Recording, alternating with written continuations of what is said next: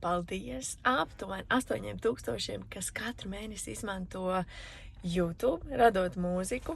un skatās teoriju, radošos uzdevumus un ir ievietots 16 dziesmas, bet foršākais būs tas, ka es padalīšos, kā skolotāji izmanto radot.lv interaktīvi, jo šīs dziesmas ir interaktīvas. Ko tas nozīmē vispār interaktīvi? Skolēns var pats darboties, var sekot līdzi, var klikšķināt, var mainīt tempus, un šīs dziesmiņas radot mūzikā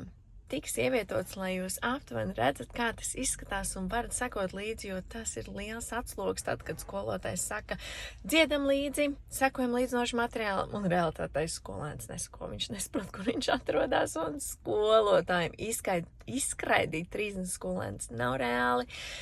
Tāpēc parādīsim, sekosim līdzi, dziedāsim, es palēnām sākšu ievietot šīs dziesmas, kā izskatās viņas interaktīvajā, skanīgajā klaviatūrā radošajā, lai ikvienam noderētu un skolēnis saprast, ko dziedāt, kur atrastos, paralēli mācītos arī mūzikas teoriju un redzētu radošo pieeju, lai radoši